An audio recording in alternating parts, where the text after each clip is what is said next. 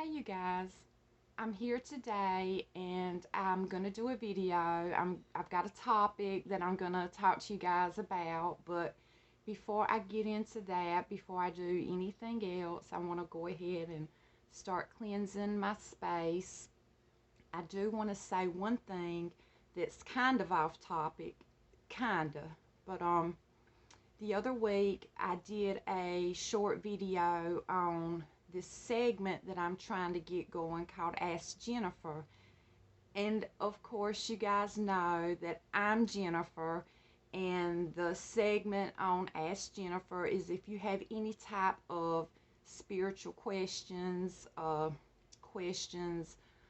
the craft, about your spell work, anything that you may want to ask me that you feel like I may be able to give you an answer for. I really can't tell you guys how much that I love my craft, but I really truly love my craft. I believe in my craft. I have conviction when it comes to my craft.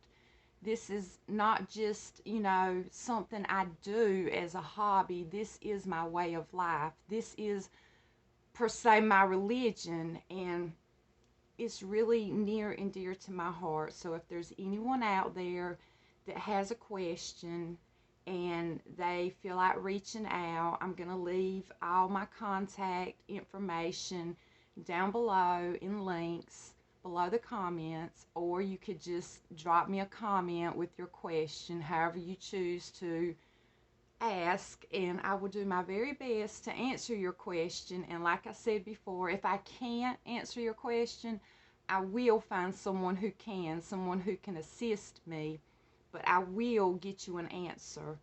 And one other thing I want to say pertaining to the Ask Jennifer segment is I did have someone to reach out to me with a question, and I was planning on doing a video reply on that, but then after I talked with her in depth, she asked me would I please just keep, our conversation, our topic private, and I have to respect her wishes. But I must say, I enjoyed the conversation we had. I enjoyed meeting another like-minded person like myself with the same beliefs, the same ideas, and I feel like I answered her question adequately. I really do. And I think I've also made a friend. I've also made a new member to my Facebook group as well, but I was just super excited that someone actually reached out to me. And then again, I had another person to reach out to me, and their question was more of a question about doing spell work, about myself doing spell work. And we did have a conversation pertaining to their question, and I think I answered their question for them. But in response to their question, I am going to do a separate video, and it's going to be, I guess, like a little short video, but it's going to be a video on the actual spell, the spell work. And I'm probably going to upload it here to YouTube as well, but I'm going to definitely upload it into my witchy group. So be looking out for that if you're interested. And let's get on with our topic for today. The topic that I wanted to speak to you guys about was the effect and what it effects, if that makes any sense. And what I'm trying to say is that when you do spell work, the way that you feel, your mood, your thought process at that moment, the attitude that you do or do not have affects your actions. It will affect your actions in everything you do in your day-to-day life, but especially in your spell work, because we are practicing the art of manifesting intentions. That is what the gist of spell work is. We may use, different ingredients and different tools and things like that to get the desired effect, but it's also, it's a state of mind. It's in our heart. It's, our magic is not this magic that you see on TV, in movies, and on magic acts.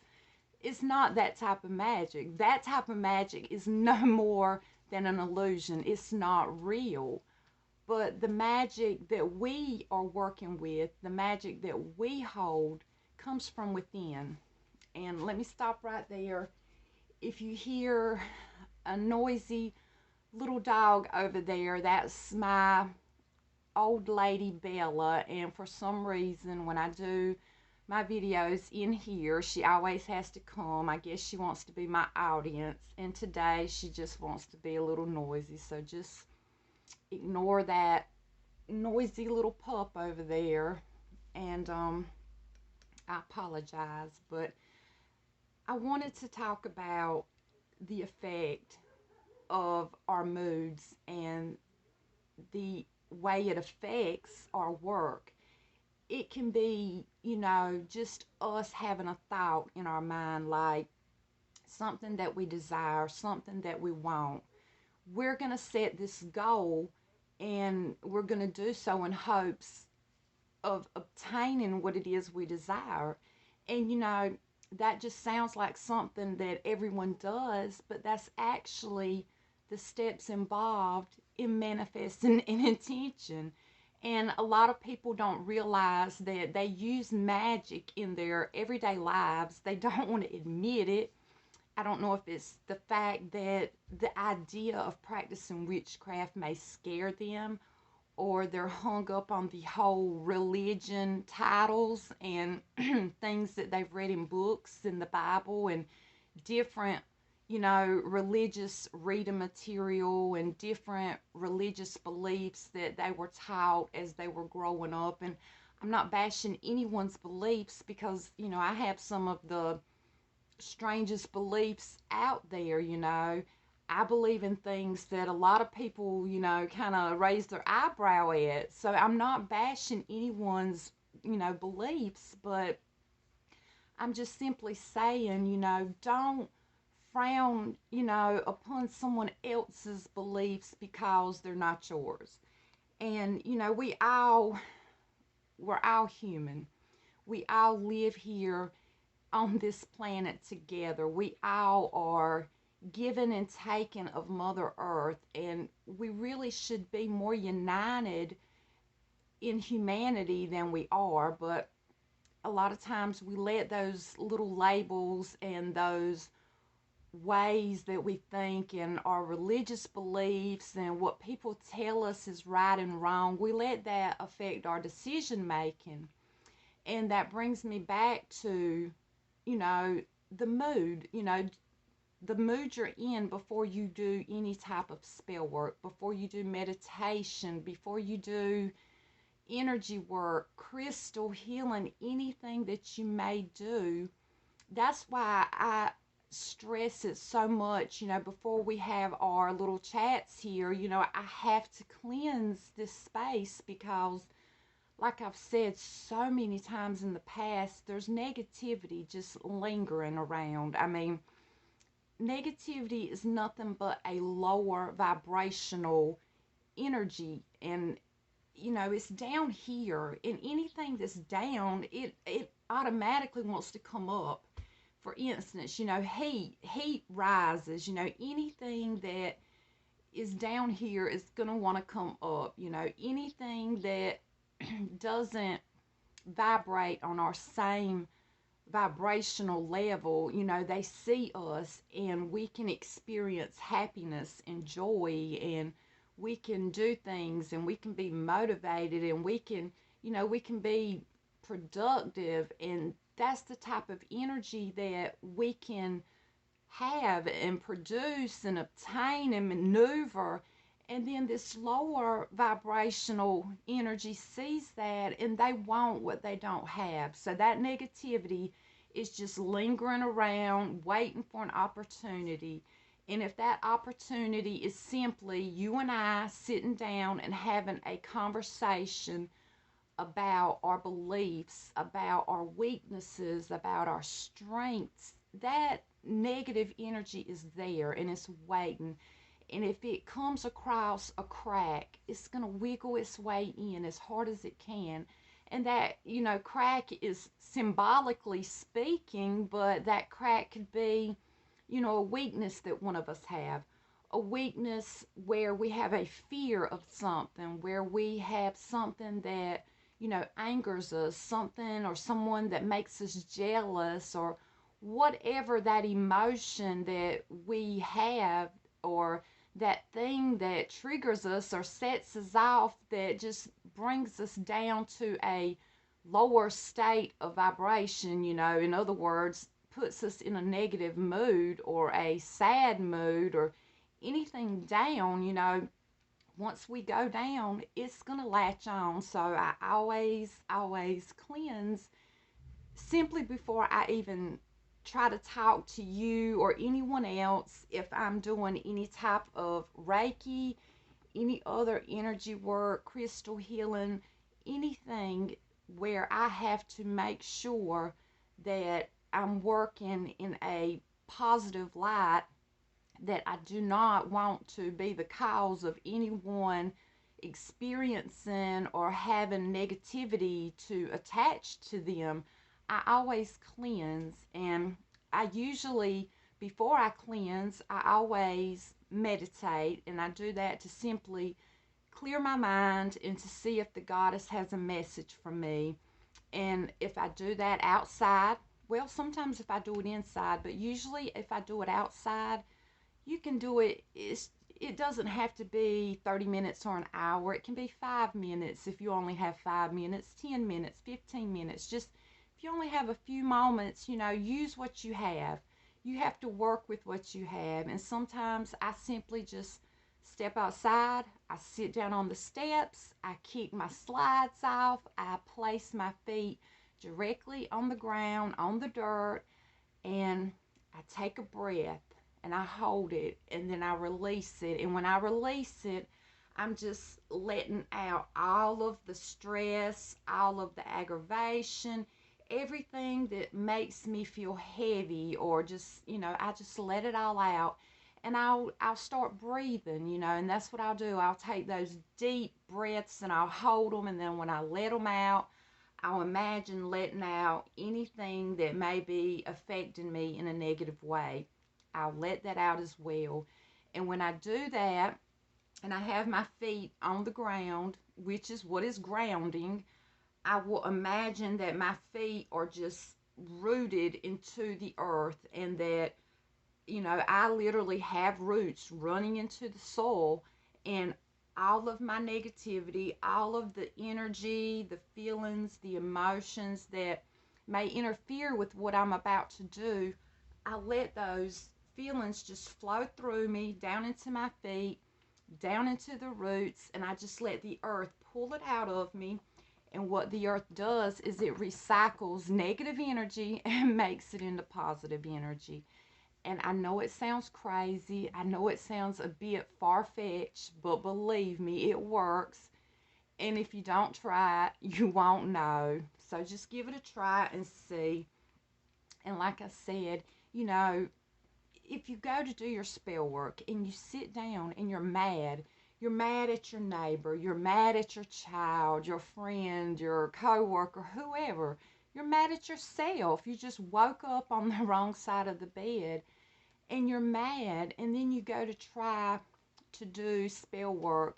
And what you're actually doing when you're doing spell work is you're manifesting your intention. That is the key to working any type of magic, is manifesting your intention. And think about it. It's really quite simple. If you do something when you're mad, you're going to do it in a mad way. You're not going to do it in a loving way. You're not going to do it in a caring way, because at that moment in time, you probably don't even care. And you're going to do it, angry. You're going to do it sloppy. You're going to be frustrated. And like I said, the effect of your emotions, of your mood, is going to affect your spell work. And just the same thing if you're sad and depressed. And I'm going to try to wrap it up a little early today because I do want to upload my spell work video for my person that did reach out with the Ask Jennifer segment. But I just want to kind of end on this note.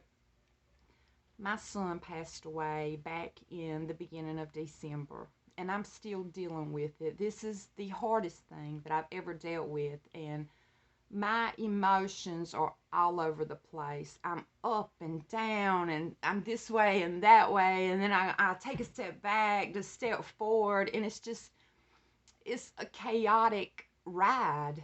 And some days I will be, perfectly fine, and then some days I feel like I'm just, starting over again. Excuse me one moment. Bella. I apologize.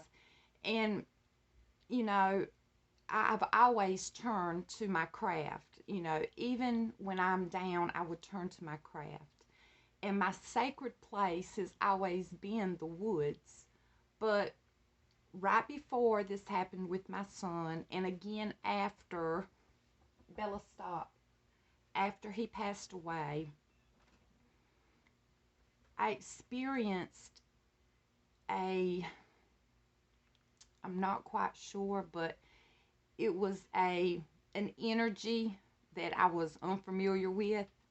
I don't know if it was a spirit, if it was a deity, or what it was, but it was something of a lower vibration.